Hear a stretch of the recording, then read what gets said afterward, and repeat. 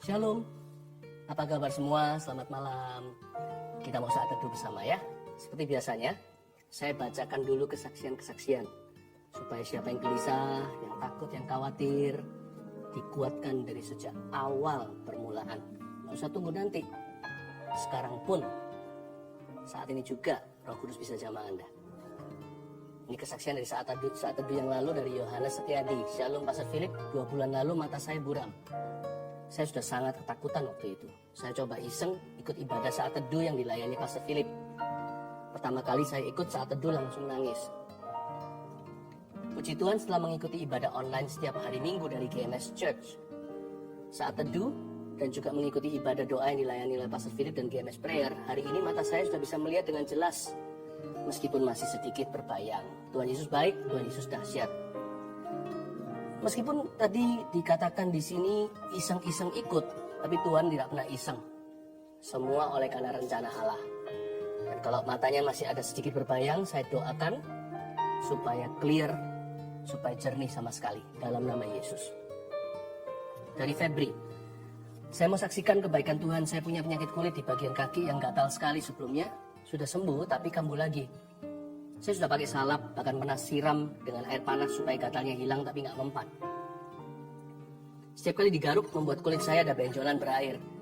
Dan itu membuat area gatal pada kulit saya makin melebar dan bersisik. Dan pada saat mengikuti saat teduh bersama Rabu tanggal 10, di situ Pastor Philip bilang ada beberapa orang yang punya alergi dan penyakit kulit seperti bersisik. Saya imani perkataan Ko Philip itu dan sama sekali saya tidak menyadari kalau sudah sembuh 2 hari setelah itu baru saya sadar. Tidak ada rasa gatal pada kulit saya lagi. Dan jujur saya tidak pernah minta kesembuhan pada kulit saya untuk kulit saya secara spesifik. Cuma sekali waktu doa karena saat itu waktu itu sangat mengganggu fokus saat berdoa. Di sini saya menyadari bahwa Tuhan begitu peduli kehidupan saya. Yes, Jesus loves you, Febri, and Jesus loves all of you. Setiap Anda yang mendengarkan suara Tuhan di hatimu sekarang, rasakan Yesus sangat sayang. Ibu Robi dari Jerman, Shalom. Hari Rabu tanggal 10 Juni saya ikut saat teduh bersama Pastor Philip Mantova. Di situ ada chat live permohonan doa. Waktu itu saya menulis untuk didoakan biar saya dan suami bisa dapat pekerjaan yang baru dan juga permohonan doa buat suami dan keluarga yang belum percaya Yesus supaya mereka menerima Yesus sebagai juru selamat pribadinya. Tim doa langsung merespon permohonan doa saya dan mereka perkatakan mujizat akan terjadi dan saya mendapat pekerjaan. Percaya pemulihan keluarga terjadi. Saat itu, saya dengan iman perkatakan amin, terjadi demikian. Minggu tanggal 14 Juni saya juga mengikuti ibadah. Wah, rajin sekali ibu ini ya. Ibadah yang berjudul Berkat Setelah Krisis. Di situ Pastor Philip mengatakan akan ada orang lama yang mencari dan bertemu Anda kembali. Tak perlu khawatir akan ada pekerjaan baru. Tuhan akan gantikan yang hilang, malah kembalikan lipat ganda. Saya nubuatkan Yemima, Kesia, dan Karen terjadi atas hidup saya. Itu dari khotbah FYI, itu dari khotbah saya minggu lalu. Arti dari kata Yemima, Kesia, Karen itu singkatnya pemulihan besar-besaran. Ya, itu janji Tuhan. Hari ini tanggal 15 Juni saya dapat tawaran di perusahaan yang lama, tapi untuk bagian yang memang saya harapkan di bagian pengepakan. Tahun lalu saya mengundurkan diri, tapi dipanggil lagi. Terima kasih Pastor Philip dan tim doa sudah mendoakan saya. By the way, yang YouTube live tentunya bisa ada chat live-nya, Anda bisa kirim doa-doanya. Tim kami sudah standby untuk mendoakan setiap permohonan itu. Jadi memang adu cepat dengan formulir yang masuk, tapi doa itu didengar oleh Tuhan. Jadi waktu kita mendoakan setiap permohonan, Roh Kudus beserta dengan kita untuk menjamah. Ya, cepat masukkan doa-doa itu. Ya, karena tim kami sudah menunggu. Revindo Bangun dari Medan. Ini adalah jemaat Army of God, youth kami di Gereja Mawar Sharon. Shalom Pastor, awal saya ajak keluarga saat teduh, saya beriman bahwa suatu saat nanti nama kami akan disebut dibaca di sesi kesaksian. Dibaca hari ini beneran. Pada saat teduh 13 Juni, topik kuasa pujian, kami saat teduh keluarga di menit 59, Ko Philip sebutkan ada anak muda yang sedang terbeban akan ekonomi keluarga dan Tuhan akan memberkati keluargamu karena engkau. Saya, Bapak dan Mama, saya dan Bapak dan Ibu, kami tertegun mendengar Ko Philip menubuatkan itu. Kami yakin orang itu adalah saya. Karena persis demikian yang terjadi. Khotbah hari Minggu, Ko Philip berbicara tentang berkat dalam krisis. Di kitab Ayub, Tuhan pulihkan keadaan waktu kita berdoa untuk orang bahkan yang pernah jahatin kita. Pada 16 Juninya panen sawit, dan puji Tuhan hasil panen sawit 2 kali lipat. Dan masih banyak berkat Tuhan yang akan nyusul, bukan karena mencari berkatnya, tapi rindu belajar cinta pribadinya. Bapak tidak tinggalkan kita tergeletak, cari wajahnya bukan tangannya. Terima kasih Pastor Philip, Tuhan memberkati. Wow, waduh saya nggak bisa baca satu persatu, tapi saya mau sambut juga yang baru bergabung. Shalom shalom, welcome home ya. Nah, nanti yang ketinggalan bisa saksikan di YouTube. Saya selalu memulai saat teduh dengan membaca kesaksian-kesaksian dari jemaat yang mengikuti. Ya, Anda bisa subscribe di YouTube kami. God bless you. Mari kita siapkan hati. Please jangan takut lagi. Tuhan besertamu. Tuhan mencintai engkau dan aku. Tuhan ada di sini. Mari kita datang ke kakinya. Sujud menyembah. Sebab dia adalah Allah yang membela. Mari kita pejamkan mata kita. Allah.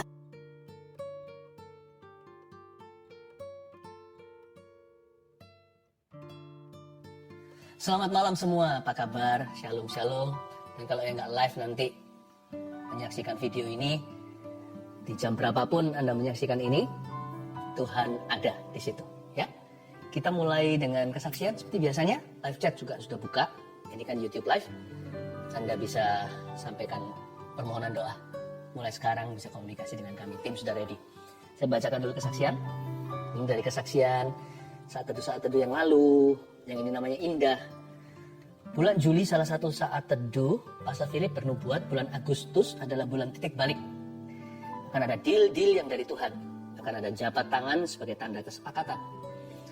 Saat itu saya menerima dengan bingung. Bagaimana caranya ya Tuhan, dalam waktu dekat ada rumah kami yang bisa deal. Usaha suami saya di dunia properti pengembang. Dan saya adalah agen properti. Akhir Juli kira-kira tanggal 28. Ada deal harga dan kami diberi DP salah satu rumah kami. Dan tepat bulan Agustus tanggal 6 kami ada jabat tangan di notaris. Transaksi jual beli. Seperti yang dinubuatkan Pastor Philip. Kemudian Pastor Philip doa minta perpanjangan waktu sampai bulan September. Dan benar-benar luar biasa Tuhan itu. Di akhir September kami deal harga lagi satu rumah yang lebih kecil. Dan tanggal 12 Oktober kemarin kami jabat tangan sekali lagi di notaris untuk pelunasan rumah. Padahal rumah ini sudah 3 tahun nggak bisa dijual. 3 tahun belum bisa terjual, tapi justru di saat pandemi malah bisa terjual dan cash lagi pembelinya. Dahsyat. Sungguh bersyukur buat apa yang Tuhan berikan kepada kami. Puji Tuhan. Saya senang sekali mendengarkan orang yang bersyukur ya. Tuhan itu baik. Yang ini kesaksian dari tim live chat, tim doanya. Jadi yang melayani nggak dilupakan ternyata. Give, it will come back to you. Ini agak panjang, kesaksian luar biasa. Kira-kira hampir 1 bulan saya sering gatal-gatal di seluruh badan, rasanya nggak enak. Seperti panas, perih, sampai mau garuk-garuk saja. Puncaknya hari Senin, 12 Oktober tiba-tiba dilekukan tangan seperti pecah-pecah kering.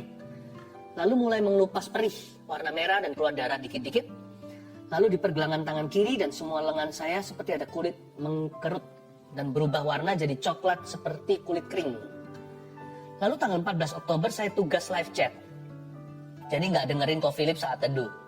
Tapi saat itu suami saya mengikuti saat teduh bersama Ko Philip. Malam harinya saya sudah tidur. Sama suami saya saat teduhnya diputar ulang lagi.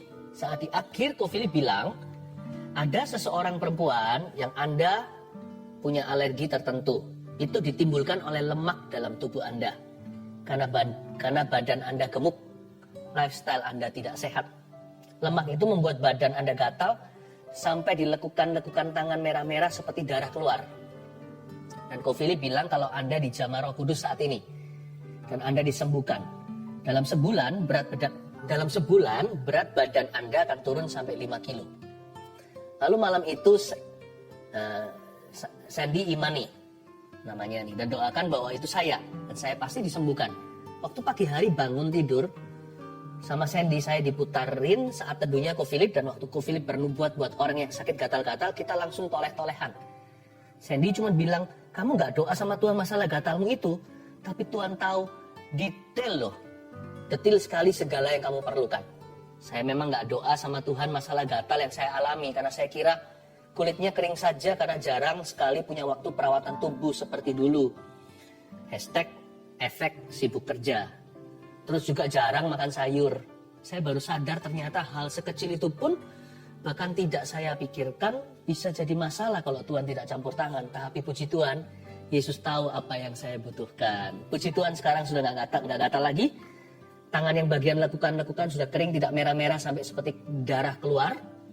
Lalu di lengan juga merah-merahnya sudah kering. Di pergelangan tangan juga perlahan kulit mengkerutnya memudar. Yang pasti sudah nggak perih lagi. Lalu yang lebih wow, berat badan saya setiap hari sedikit-sedikit turun. Belum drastis, tapi sekarang sudah 70 sampai 71 kiloan dari yang sebelumnya 76,4 kilo. Melalui kejadian ini saya belajar bahwa ketika kita belajar hidup sungguh dengan Tuhan, kita nggak usah khawatir tentang apapun. Karena Tuhan sendiri yang turun tangan, yang cover kita hingga detil-detil hidup kita. Apa yang kita pikirkan, apa yang kita butuhkan, apa yang kita perlukan, bahkan sampai apa yang tidak kita pikirkan, yang tidak dilihat mata, tapi kita perlukan, Dia yang menyediakannya bagi kita. Vina dan Joel. Haleluya. Haleluya, saya terharu. Tuhan itu kerjanya dahsyat, nyata sekali. Hari ini giliranmu. Ayo bawa hati untuk menghadap Tuhan Yesus. Dan Insta Live juga sudah bergabung. Mari kita semua satukan hati, satukan iman, bahwa pengharapan kita yang pupus kepada Tuhan. Mari kita menyembah. Apa yang paling nikmat saat kita bersaat teduh? Yaitu kalau kita berdoa dan membaca firman bersama-sama dengan keluarga. Saya berharap Anda satu keluarga juga sama-sama sudah siap menerima firman Tuhan hari ini. Saya bacakan dulu kesaksian untuk menguatkan Anda sekalian, sehingga berkat Tuhan akan mengalir dengan limpah, bahkan di dalam rumah tangga setiap keluarga saat teduh tercinta. Saya bacakan ya. Herlianti memberi kesaksian begini. Sejak saat saya mulai ikut saat teduh bersama, saya merasakan mujizat Tuhan. Ketika pastor doakan orang yang asma dan infeksi saluran kantong kemih, saya iman. Dan tanpa sadar saya sering kambuh infeksi saluran kantong kemih. Ternyata setelah didoakan pastor, tidak pernah kambuh lagi. Saya percaya Tuhan Yesus sudah sembuhkan saya. Anak saya dulu, kalau dia batuk dan tidak cepat diberi obat, biasanya bisa sampai sesak nafas. Dokter pernah bilang itu asma. Namun sekarang asma itu sudah tidak kambuh lagi. Walaupun anak saya kena batuk, puji Tuhan Yesus, Ia sudah sembuhkan kami. Terima kasih Tuhan, terima kasih Pastor Philip. Tuhan Yesus memberkati pelayanannya. Haleluya. Asma, batuk, sakit apapun, yang ringan maupun berat, dalam Kristus selalu ada harapan ya. Ibu Linda, saya didiagnosa positif COVID-19 di awal Juni 2021. Awalnya, saya tidak merasa gejala apa-apa. Ketika saya konsultasi dengan dokter penyakit dalam, tidak ditemukan tanda-tanda penyakit COVID-19 itu.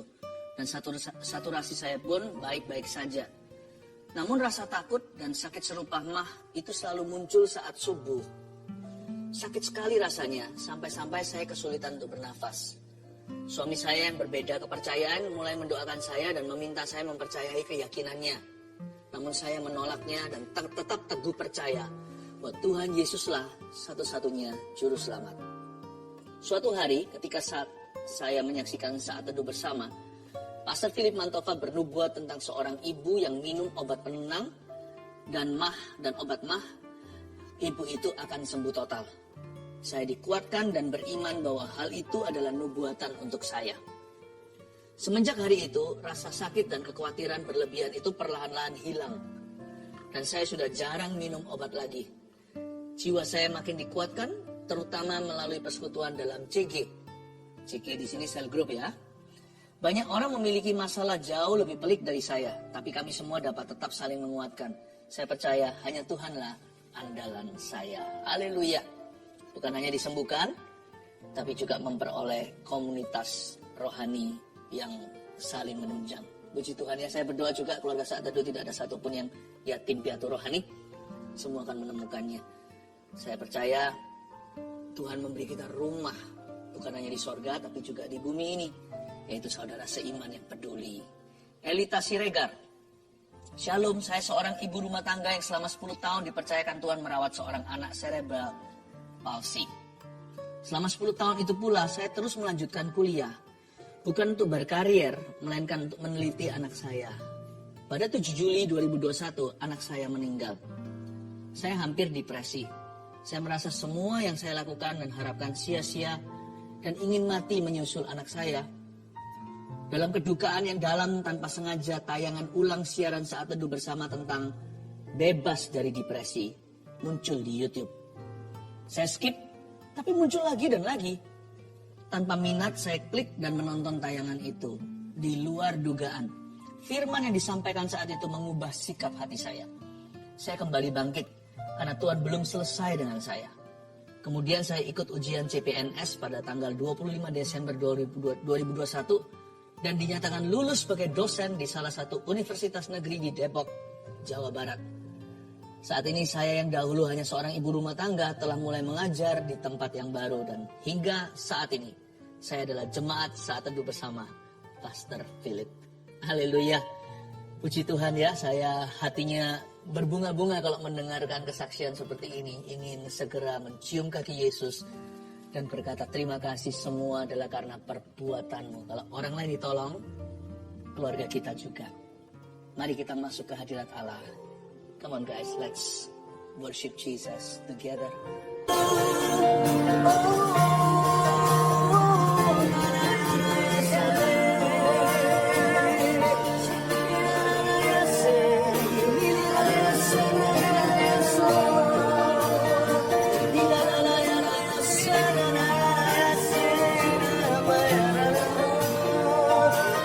Khawatirmu dan takutmu kepada Tuhan dalam keluhan-keluhan yang tak terucapkan. Dia mengerti, dia membaca hati nurani, dia memahami doa-doa kita. Orang makanya secara dalam Roh Kudus tolong bantu setiap orang dalam kelemahannya. Orang makanya sanaraya seraya se. Kau angkat setiap hati yang jatuh, kau angkat setiap semangat yang putus asa. Orang makanya sanaraya se. Saat pujian pengagungan kami naikkan Tuhan, ambil tawanan tarik kepadamu jiwa-jiwa dan hati kami. Orang makanya syana kami datang memuji sampai terobosan terjadi hingga sesuatu terjadi. He touch me, he touch you and me. Something good is about to happen. Inalaya raya sonaya raya sande, inalaya sanaya se, inalaya maya sanaya raya sande, haleluya. Ora maya raya sanaya raya se, ora maya sanaya.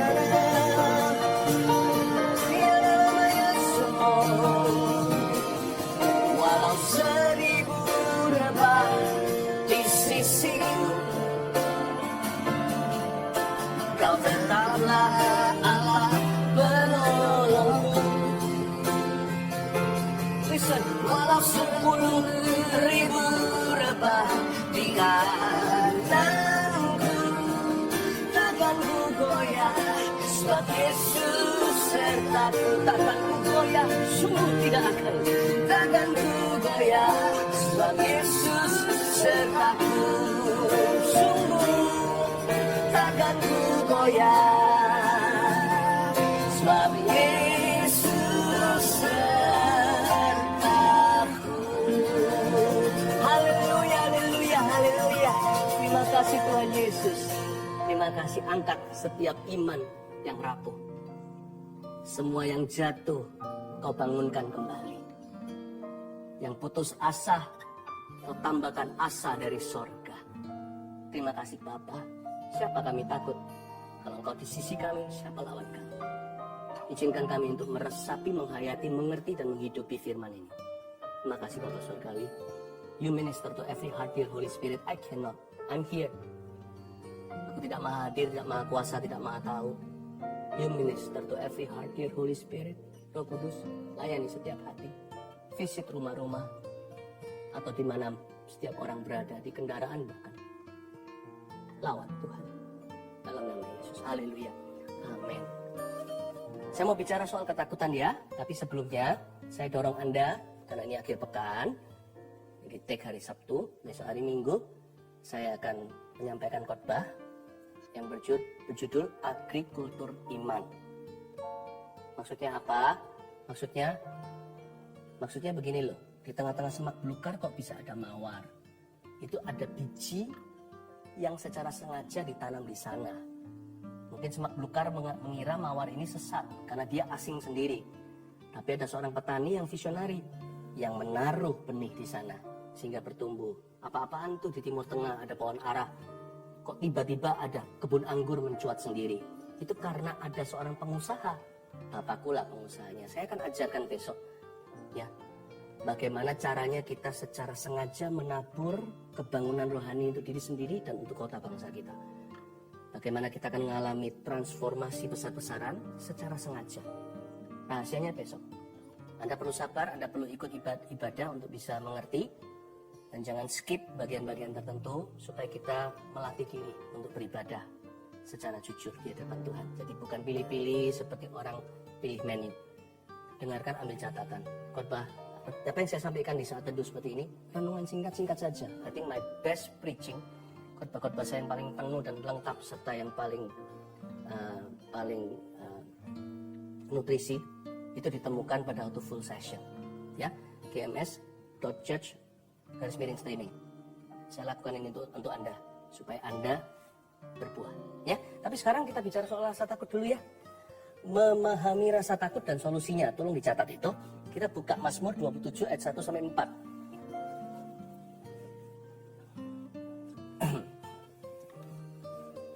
Mazmur 27 ayat 1 sampai 4, judulnya Aman dalam Perlindungan Allah dalam Alkitab kita bahasa Indonesia. Saya kasih tema, Anda catat itu memahami rasa takut dan solusinya. Jadi bukan hanya pemahaman saja, harus aplikatif juga. Tuhan adalah terangku dan keselamatanku. Kepada siapakah aku harus takut? Tuhan adalah benteng hidupku, terhadap siapakah aku harus gemetar? Ketika penjahat-penjahat menyerang aku untuk memakan dagingku, yakni semua lawan dan musuhku, mereka sendirilah yang tergelincir dan jatuh. Sekalipun tentara berkemah mengepung aku, tidak takut hatiku. Sekalipun timbul peperangan melawan aku, dalam hal ini pun aku tetap percaya. Satu hal telah kuminta pada Tuhan, itulah yang kuingini. Diam di rumah Tuhan seumur hidupku, menyaksikan kemurahan Tuhan dan menikmati bait-Nya. Siapkan catatan, saya bahas sekarang. Ayat pertama, Tuhan adalah terangku dan keselamatanku, kepada siapakah aku harus takut? Ayat 1a. Lalu Tuhan adalah benteng hidupku, terhadap siapakah aku harus gemetar? Di ayat pertama saja sudah ada 3 jenis ketakutan mendasar di hati manusia. Ini semua sama, seluruh dunia. Gak peduli ras, latar belakang atau pendidikan. Bahkan status ekonomi, sosial, tidak membedakan. Manusia pada dasarnya, yang keturunan Adam dan Hawa jatuh dalam dosa, ditemukan 3 takut ini di dalam dirinya. Ya, saya sebut aja langsung segera. Fear of the unknown, the fear of death, and the fear of man. Takut akan hal-hal yang tidak kita ketahui. Karena itu dikatakan di sini Tuhan adalah terangku. Lawan kata terang kan gelap. Manusia itu kalau kita ini ditaruh dalam sebuah ruangan lalu dimatikan semua lampu kita, wah, banyak orang panik. Padahal ruangan itu nggak mengecil, hanya karena gelap sekarang, ya kan? Atau nggak semua sih, ada orang pemberani, saya mengerti. Kalau ruangan, tapi kalau kehidupan semua orang sama sih. Setiap orang itu ingin mengontrol sesuatu. Dia ingin mengendalikan nasibnya. Dia punya perencanaan. Jadi yang paling ditakuti oleh manusia adalah hal-hal yang tidak terduga. Musuh dalam selimut itu yang paling mengerikan. Yakni kegelapan. Maksudnya apa? Kalau kita nggak bisa tahu masa depan, disitulah timbul keresahan. Sebenarnya manusia menimbun harta, lalu sudah punya banyak harta, merekrut banyak orang untuk menjaga hartanya, adalah demi kepastian kan? Supaya semuanya aman. Tapi amannya bukan dalam perlindungan Tuhan. Amannya dalam perkara-perkara dunia. Manusia itu panca indera. Semuanya dijamah, dicium, dilihat. Maka itulah realita. Tapi justru yang mengena ke manusia dalam rupa bencana adalah sesuatu yang tidak dia rencanakan. Yang dia jaga malah nggak apa-apa. Karena itu mari kita pelajari bahwa rasa takut itu akarnya adalah pertama-tama kegelapan di hati. Makanya itu antidot atau antibiotiknya juga sama. Tuhan adalah terang. Mazmur berkata di sini, ini versusnya. Tuhan adalah terangku. Jadi aku nggak harus takut kalau Tuhan adalah terang. Firman adalah pelita. Fear of the unknown. Takut untuk hal-hal yang tidak kita ketahui. Itu terjawab ketika seseorang menerima Yesus. Dia bisa rasa aman sekalipun kita nggak tahu segala sesuatu. Nggak ada orang yang tahu masa depan, by the way, supaya kita rendah hati. Tapi kalau kita punya Yesus itu cukup, dan lebih dari cukup. Dia yang pegang hari esok kita. Segala perkara dapat kutanggung di dalam Dia yang memberiku kekuatan. Saya selalu memilih beriman dulu. Nanti kalau yang saya imani nggak terjadi persis seperti yang saya harapkan. Saya punya Yesus, saya bukan punya teori. Saya memiliki Tuhan yang saya kenal karakternya. Dia nggak pernah punya rancangan kecelakaan untuk saya. Jadi kalau saya diizinkan mengalami sesuatu yang tidak nyaman, tidak enak, bahkan memikul salib, atau mengalami penganiayaan, atau kadang-kadang saya diizinkan untuk masuk dalam sebuah penderitaan sekalipun bukan salah saya, I learn to trust that He is my light, Dialah terangku. But He knows better. Enak gitu loh, hidupku itu tidak sepenuhnya dadunya di tanganku. Saya punya Tuhan yang tahu apa yang Dia perbuat atas hidup saya. Saya punya Tuhan yang saya yakin akan cintanya di Kalvari. Dia mati untuk saya bukan ketika saya jadi orang baik, tapi waktu saya masih berdosa. Masa Dia akan celakakan saya? That trust cast away fear. Tuhan adalah terangku. I think Tuhan lebih tahu. Saya imani untuk sesuatu terjadinya kok tidak sama seperti yang saya harapkan. Saya nggak kecewa. Kalau saya bisa beriman, saya nggak akan kecewa jadi orang. Jadi jangan takut beriman, beriman dulu aja. Hasilnya beda nggak apa-apa. Sebab iman itu backupnya, spare partnya itu pengharapan. Jadi orang yang tahu beriman, ototnya itu harapan semua. Jadi kalau dia nggak dapatkan sesuai yang dia harapkan, dia nggak akan patah tulang. Karena Tuhan adalah terang. Paham ini? Tuhan adalah terangku. Fear of the unknown is answered when we have Jesus. Because He knows everything. Takut akan hal-hal yang kita tidak ketahui itu sudah terselesaikan ketika kita terima Yesus. Karena Yesus tahu segala sesuatu dan Dia cinta kita. Isn't that wonderful? Hidup yang kita hidupi sekarang ini bukannya aku hidup bukannya aku lagi, tapi Yesus dalamku. Hidup yang kuhidupi sekarang ini bukanlah hidup dalam daging, tetapi hidup dalam iman di dalam Dia yang mengasihi aku. Bahwa saya tahu bahwa Dia mencintai saya itu cukup bagi saya, dan Dia Maha tahu bagi saya itu titik aman. Ya, Tuhan adalah terang. Lalu dikatakan Tuhan adalah keselamatanku. Fear of death. Lawan kata keselamatan kebinasaan. Sebenarnya terus terang ya, seluruh dunia ini mau takut ini takut itu, semuanya itu hanya manifestasi. Akarnya itu nenek moyang takut itu satu, takut mati. Orang kan bayar apapun juga untuk nggak meninggal dunia. Saya nggak berkata bahwa kita itu orang yang selalu pikirannya kuburan, enggak loh ya. Jaga kesehatan. Karena kita mau hidup lama. Nggak pernah kan ada orang kalau ulang tahun dia berdoa, doakan supaya saya mati. Doakan itu panjang umur, nggak ada lagu yang pendek umurnya kan nggak ada, tapi panjang umurnya. Jadi oke, kita harus menjadi pecinta kehidupan, tapi kita harus tahu jawaban tentang kematian. Kalau takut ini nggak pernah terjawab, hidup Anda nggak akan pernah sungguh-sungguh aman. Dan hati Anda nggak akan pernah sungguh-sungguh damai sejahtera. Siapa nggak takut dengan proses mati sih? Kalau itu harus melalui kemoterapi. Atau kalau saya naik pesawat lalu harus jatuh dari tempat tinggi. Sekalipun saya nggak takut ketinggian.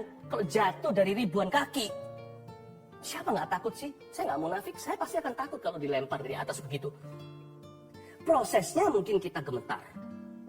Tapi kematian itu sendiri tidak menakutkan. Karena firman Tuhan berkata, barang siapa hidupnya adalah Kristus, matinya adalah keuntungan. Saya tahu kalau sekarang saya mati, saya kemana itu saya tahu. Bukan karena saya pergi ke university atau saya kuliah. Bukan karena saya diajari dengan ditatar dengan agama. Tapi ada kesaksian Roh Kudus di dalam diri saya ketika saya terima Yesus. Do you know though? Apakah Anda tahu kemana Anda pergi kalau Anda mati hari ini? Pertanyaan sekolah minggu ya, pertanyaan anak kecil. Kalau mati masuk surga atau neraka, gitu loh. Tapi saya bisa menjawab itu. Saya menjawab bukan karena saya pendeta. Saya bisa menjawab itu karena saya Kristen lahir baru. Saya menjawab bukan karena saya bisa baca seluruh Alkitab dari Kejadian sampai Wahyu. Saya menjawab itu karena saya pertama-tama, meskipun saya baca Alkitab dari Kejadian sampai Wahyu, karena dari haus dan lapar, bukan karena hukum, bukan karena saya harus, tapi karena saya bayi rohani ya, butuh susu dong. Saya menjawab tadi itu, saya bisa yakin saya mati masuk surga bukan karena saya baca Alkitab dari halaman depan ke belakang, tapi karena saya kenal Tuhannya Alkitab dan Dia ada di dalam hatiku. Saya sudah menerima Dia dengan sungguh-sungguh. Sempurna hidupku? Enggak. Masih bisa jatuh dalam dosa? Masih bisa. Saya masih jatuh bangun dalam kekurangan dan kesalahan. But I know whom I have trusted. Saya tahu pada siapa saya percaya. Tuhan adalah keselamatanku. Rasa takut ini harus dijawab. Kebanyakan kita hanya mau berputar-putar di pelataran, ngobrol sama orang, nggak berani kita ajak papa mama atau keluarga atau orang tua sama anaknya. Kita nggak pernah address this issue. Kita nggak pernah konfrontasi sisi ini. Ya tentunya tidak sopan atau kurang santun kalau kita ngomong sama orang tua. Ayah, ibu, kemana kalau nanti mati? Tapi bahasanya kita harus sesuaikan. Namun demikian, kita bisa tanya pada seseorang dengan rendah hati, sudahkah Anda diselamatkan? Sudahkah dosamu diampuni? Sudahkah menemukan juru selamat? Termasuk mereka loh, yang selama ini hanya Kristen-Kristenan. Karena di gereja juga nggak tentu kita peduli untuk tanya ini, karena ini ofensif sekali. Dan kadang-kadang orang nggak mau mikir ke sana, karena manusia itu lebih dijajah panca indera. Jadi kalau yang kelihatan sekarang, jadi peduli amat nanti udah mati kayak shera-shera, whatever will be. Nggak bisa begitu. Kita harus tahu. Kalau kita di hidup ini mencari agama, apa saja bisa mengajarkan kebaikan. Tapi kalau kita mau mencari keselamatan, kita harus menemukan Yesus. The fear of death itu akan menjadi pupuknya segala rasa takut yang lain dalam hidupmu, segala tidak kepastian. Dan itu membuat kita salah kaprah dalam mengatur hidup kita. Kita akan buat demikian rupa hidup kita dijaga berbagai macam, padahal ujungnya cuma takut mati. Kita pegang ini erat-erat, harta, kesehatan, koneksi dengan dokter, segala sesuatu. Kalau bisa kita punya posisi, ini, itu. Pokoknya kita jaga setengah mati, padahal ujungnya itu primitif sekali. Kalau kita betul-betul dibor, didrill sampai ke dalam perut bumi di hati orang tersebut, ternyata dia hanya takut mati. Ternyata selama ini dia hidup hanya untuk menutupi borok itu. Padahal lubang itu hanya bisa diisi dengan Yesus Kristus. Bukan dengan berapa banyak money. Sesehat apapun Anda, siapa koneksimu, sepandai apa yang Anda bangun, awet muda, vitamin segunung. Saya tidak berkata itu tidak perlu. Tapi kalau itu menutup lubang di hatimu, tidak akan, saudaraku. Sebab kita semua one day will die. Tuhan adalah keselamatanku. Perkataan itu mendatangkan sejahtera. Bukan karena semua mujizat yang kita alami, tapi namamu tertulis dalam kehidupan. Dalam kitab kehidupan. Bersukacitalah, kata Tuhan pada murid-muridnya. Kamu jangan senang karena setan itu takut sama kamu. Kamu jangan bangga karena ada orang mengalami kesembuhan. Orang yang sakit parah, sembuh secara ajaib, akan mati lagi. You kemana setelah meninggal dunia? Berbahagialah namamu tertulis dalam kitab kehidupan. Berbahagialah. Itu dia. So let me ask you. Apapun agamamu, Kristen termasuk. Anda dan saya berada di dalam garasi bukan berarti otomatis jadi mobil kan? Meskipun mobil disimpan di garasi. Anda ke gereja bukan berarti otomatis Anda selamat. Kalau Anda tidak memutuskan untuk ikut Yesus. Let me ask you. Sudahkah Anda diselamatkan? Tuhan adalah keselamatanku. Sudahkah Anda selamat? Karena begitu besar kasih Allah pada dunia ini, Dia menyerahkan anaknya yang tunggal, Yesus Kristus, supaya barang siapa percaya padanya tidak akan binasa, melainkan beroleh hidup yang kekal. Sudahkah Anda memperoleh hidup yang kekal? Itu adalah keselamatanku. Lalu yang berikutnya tadi, di ayat 1b, Tuhan adalah benteng hidupku. Terhadap siapakah aku harus gemetar? Kalau tadi terang itu takut kegelapan, keselamatan bicara tentang jaminan hidup kekal. Benteng hidupku ini apa? Kalau Anda tahu ada satu benteng atau fortress, itu berarti kerajaan sedang berperang. Masuk ke benteng itu musuh tidak bisa tembus. Ini bicara tentang fear of man. Takut akan manusia. Nggak usah takut sama orang. Manusia itu hanya bisa bunuh tubuh. Semua kita hanya debu dan tanah. Debu kembali ke debu, tanah kembali ke tanah. Takutlah pada Tuhan yang bisa melempar bahkan tubuh jiwa kita dan roh kita ke dalam api neraka. Jangan takut. Gini loh, asal hati kita tuh benar di depan Tuhan dan kita hidup sesuai firman, janganlah kita takut sama apa kata manusia atau apa yang dipikirkan orang.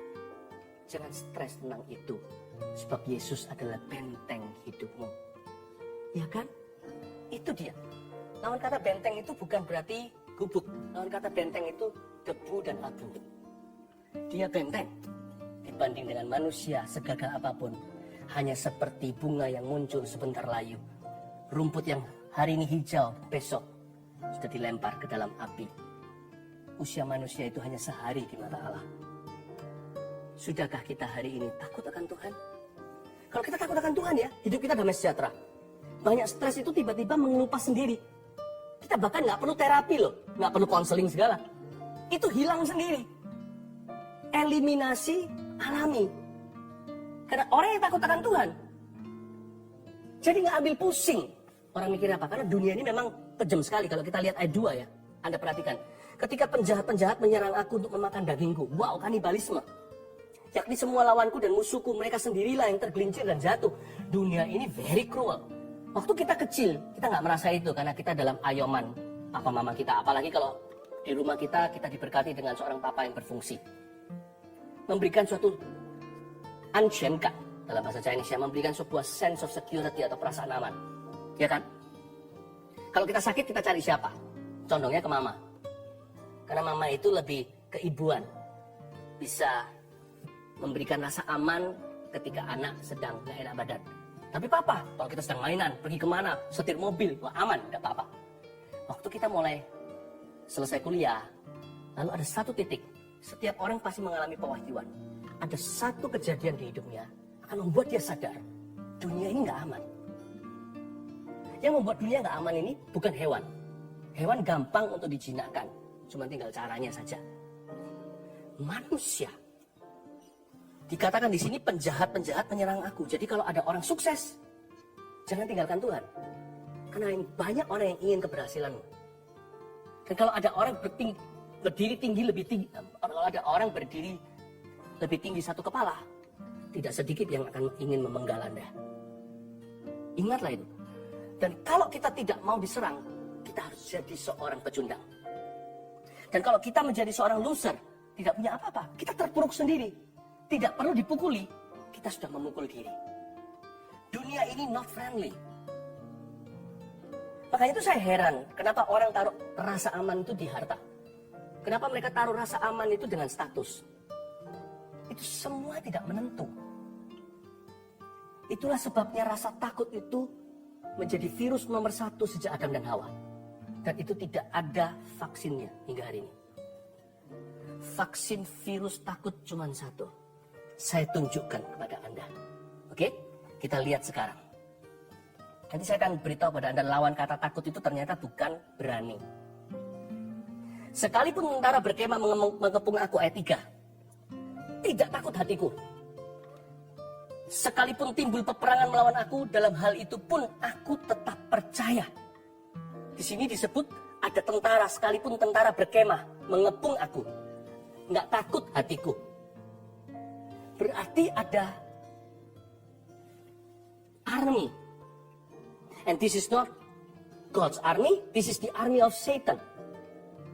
Kenapa manusia itu bisa menjadi cruel atau kejam atau dunia ini menjadi tempat yang tidak friendly? Karena Adam dan Hawa jatuh dalam dosa. Yes, betul. Tapi akibat perbuatan bodoh itu dan perbuatan bodoh kita, setan merajalela dan menjadi the prince of the world, menjadi the dark prince of the world, menjadi pangeran gelapnya seluruh bumi. Itulah yang membuat dunia ini tidak nyaman untuk ditinggali tanpa Tuhan. Dengan Tuhan aja masih ada berbagai macam penganiayaan, contohnya serangan iblis. Karena itu Tuhan berkata dalam firman-Nya, kita harus berjaga-jaga, berwaspada, kenakan seluruh perlengkapan senjata Allah. Supaya kita bisa sanggup berdiri sampai akhirnya setelah melakukan kehendak Tuhan. Ya. Nah, apa yang membuat semua ini dibalik manusia itu ada kuasa kegelapan. Jadi peperangan rohani itu ada. Itulah sebabnya kita butuh firman. Saya butuh untuk berdoa di dalam bahasa roh bukan karena denominasi, tapi karena saya ingin bahasa doa yang bisa mengcover perkara-perkara yang otakku tidak tahu. Ya, saya tidak bisa berdoa hanya dengan akal budi, itu iya. Saya berdoa juga dengan iman, itu iya. Tapi saya berdoa dengan presisi, dengan tepat guna yang saya ucapkan perkara-perkara yang tidak terduga. Tidak enak hidup di dunia ini tanpa Tuhan.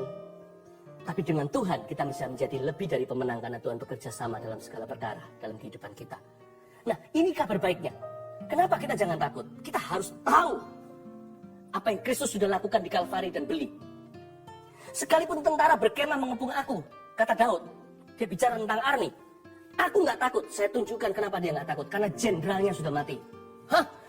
Kalau seluruh tentara itu, ya, seluruh tentara itu, kepalanya, jenderal, rajanya atau panglima ahli strateginya, itu sudah binasa. Anda tidak usah takut, mereka hanya kuantitas. Mereka hanya kuantitas. Tapi jangan bodoh.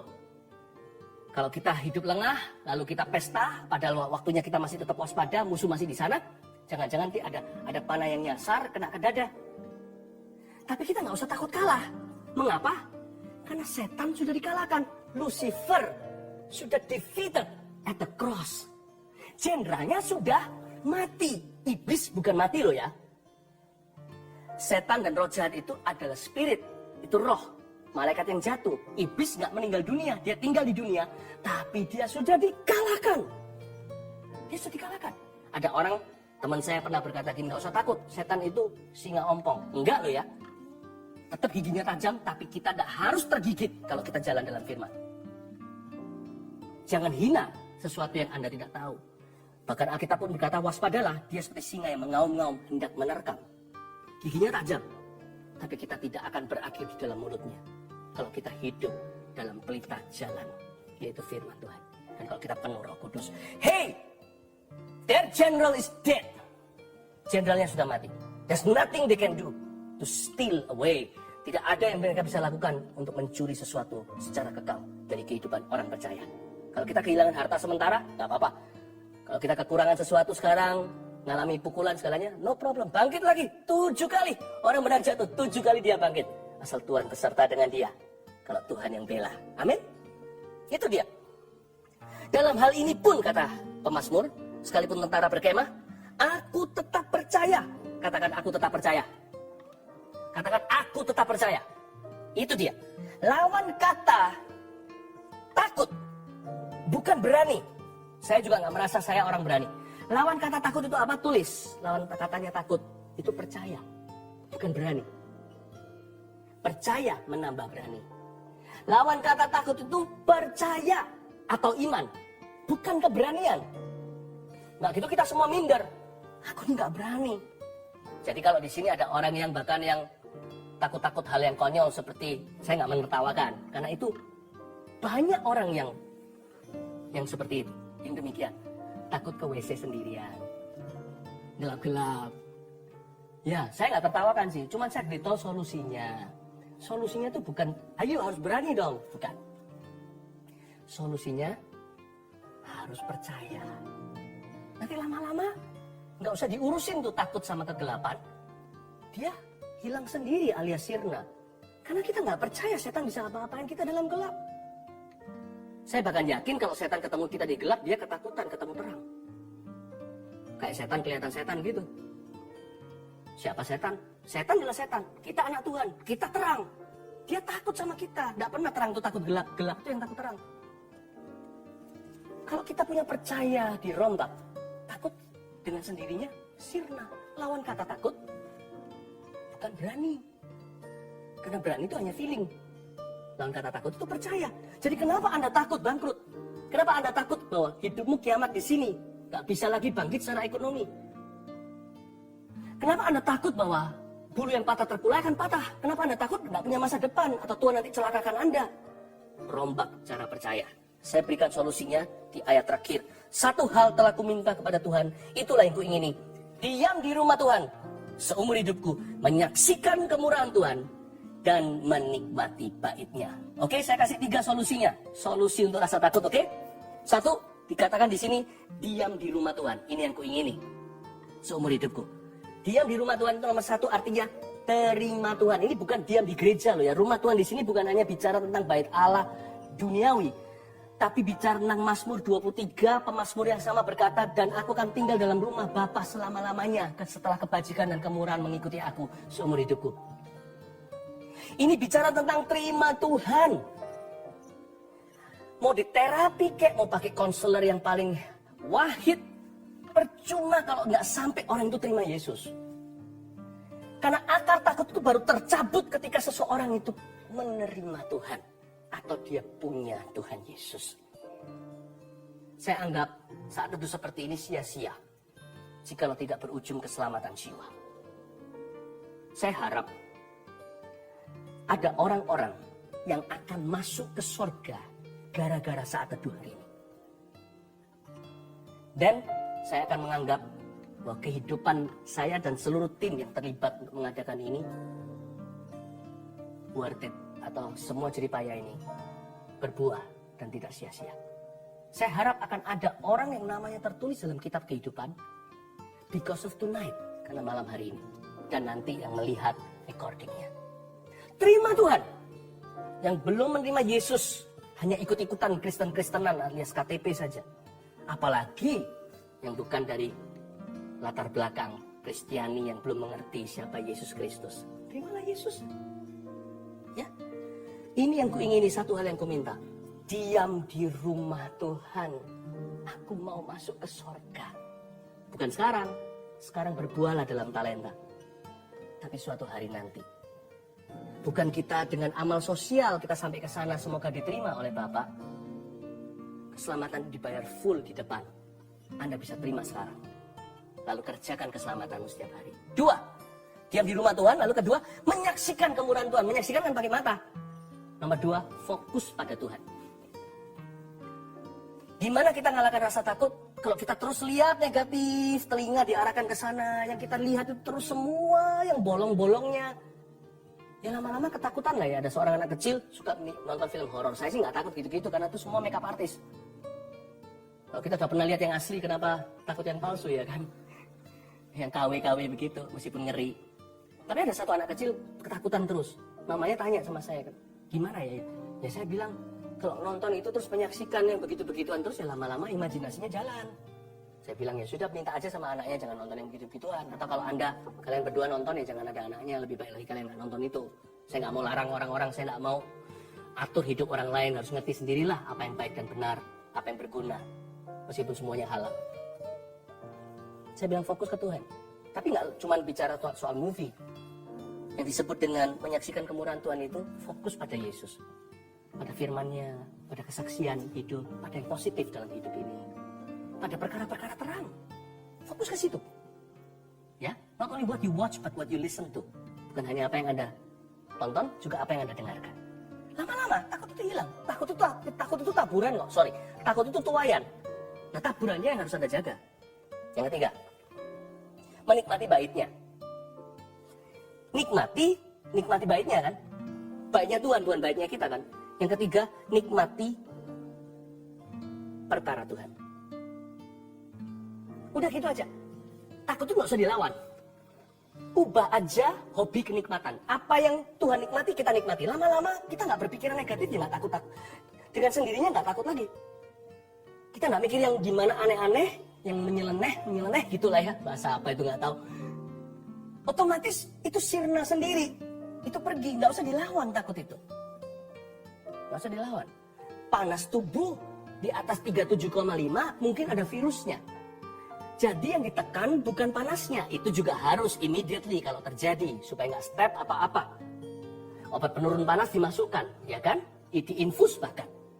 Tapi kita harus menanggulangi akarnya. Kalau itu selesai, suhu tubuh pun normal. Jangan dilawan. Mulai hari ini, rombak kenikmatan. Menikmati baitnya. Nikmati perkara-perkara Tuhan. Orang yang terus menikmati hal-hal yang buruk. Orang yang senang lihat orang lain celaka. Orang yang suka hati melihat orang lain binasa. Kalau kelihatan temannya gimana, dia selalu doakan yang buruk-buruk. Enak aja. Orang itu kok juara. Aku loh susah-susah, semoga dia juga dapat F kayak aku. Atau D minimal. Kalau hatinya tuh jahat, jelek lagi, nikmati yang enggak, bukan yang Tuhan suka, nikmati yang setan suka, otomatis orang itu akan ketakutan. Karena bapaknya siapa? Kan bapaknya setan. If you fill your heart with hatred, kalau Anda isi hatimu dengan benci, bukan kasih, minimal cinta, ya otomatis akan banyak ketakutan di hidupmu yang tidak berhubungan dengan kebencianmu. Mungkin Anda benci mama, mungkin Anda benci anak Anda, mungkin Anda benci suami. Nanti ya ketakutan Anda itu hal-hal lain. Mungkin kesehatan, mungkin apa, mungkin masa depan. Nggak tentu berhubungan dengan apa yang Anda benciin. Tapi itu semua sudah menjadi komplikasi. Tapi kalau Anda mencintai perkara-perkara alam, menikmatinya lama-lama, hal-hal lain yang nggak berhubungan dengan kenikmatan itu pun pergi sendiri ketakutan.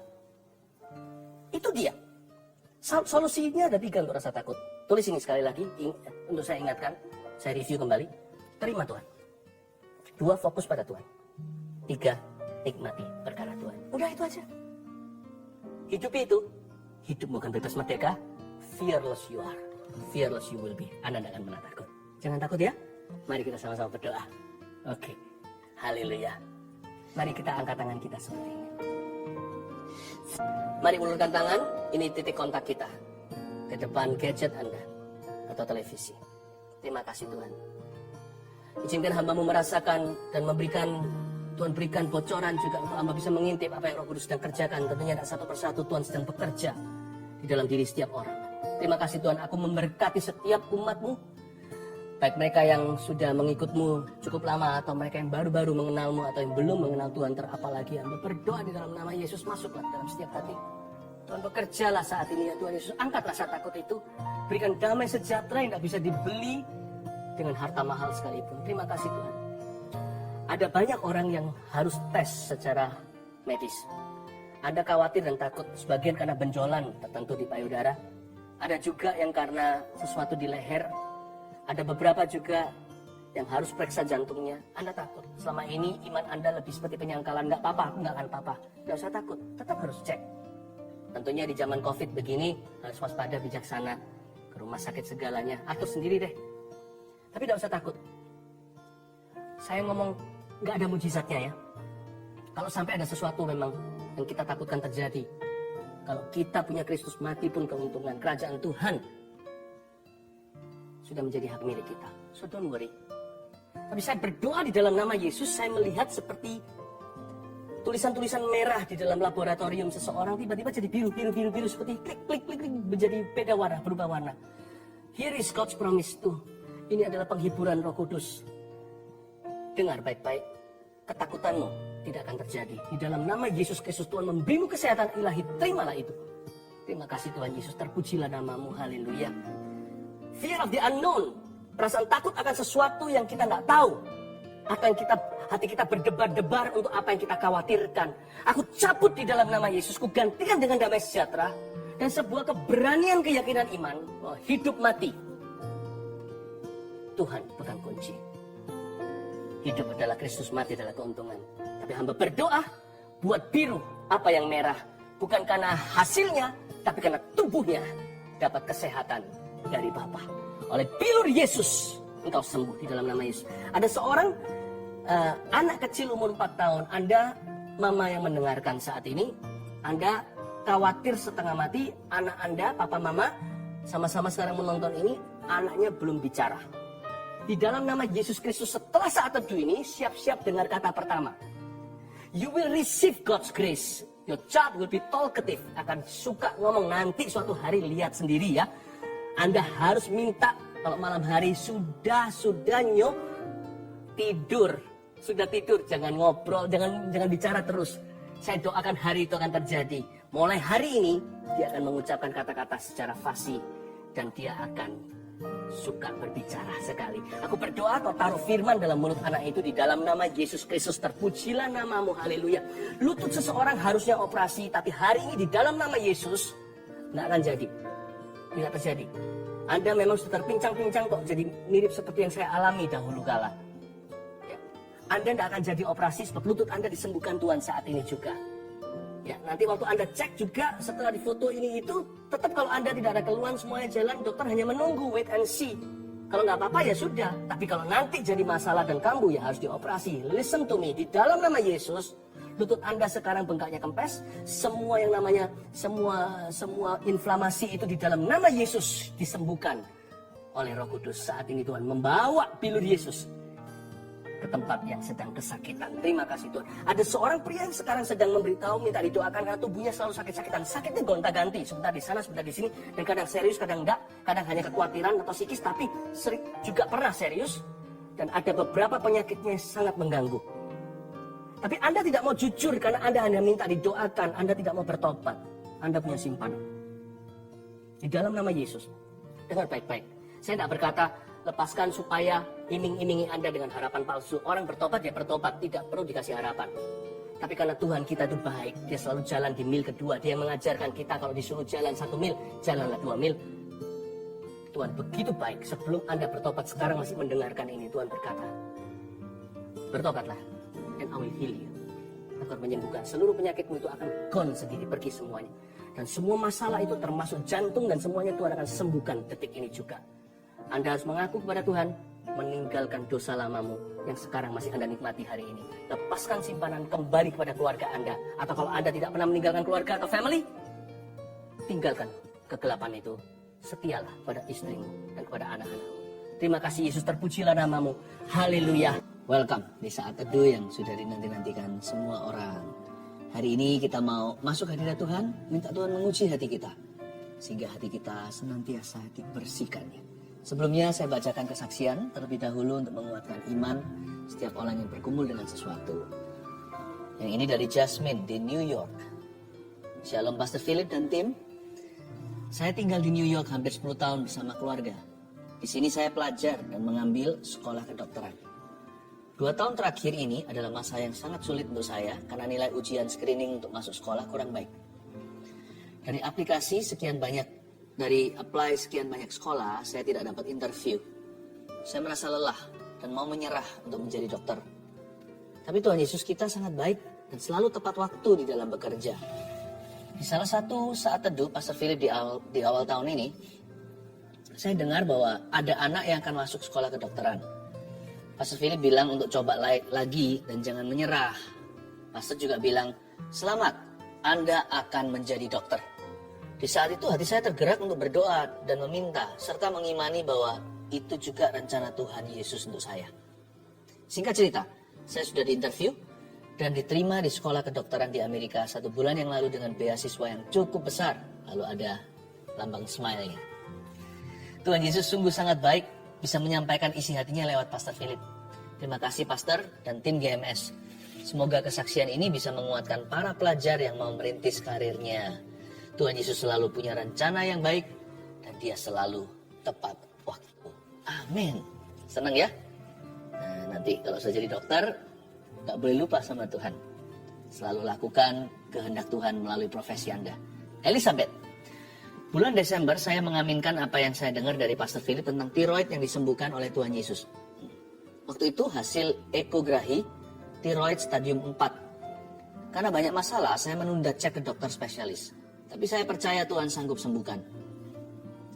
Tepatnya tanggal 29 Maret saya akhirnya ke dokter spesialis dan saya melakukan tes scintigraphy pada 6 April di rumah sakit. Puji Tuhan, hasilnya menunjukkan tidak ada tiroid. Semuanya normal. Sungguh tidak berkesudahan. Kasih setia Tuhan. Terima kasih Pastor Philip dan tim atas pelayanannya. Lisa Anggraini. Saya ingin bersaksi tentang kebaikan Tuhan. Sekitar awal Maret, saya terserang vertigo yang sangat parah sehingga harus dilarikan ke rumah sakit untuk dirawat sementara. Setelah itu rasa pusing dan sakit di kepala tidak kunjung hilang selama 2 minggu. Saat mendengarkan saat teduh tanggal 13 Maret 2021, Pastor Philip mendoakan agar penyakit vertigo beserta semua gejalanya dipatahkan dan disembuhkan dalam nama Yesus. Saya imani itu untuk saya. Seketika itu juga rasa pusing dan tidak enak di kepala saya hilang seketika. Saya bersyukur tidak pernah kambuh lagi hingga hari ini. Tuhan itu baik. Terima kasih atas pelayanan pastor beserta seluruh tim. Puji Tuhan, banyak orang mengalami mujizat. Mari kita doakan hari ini giliran Anda yang menanti-nantikannya. Tapi sebelumnya, Mari bawa hati kita, biar Tuhan selidiki, biar Tuhan murnikan, dan biar Tuhan menjamahnya. Haleluya.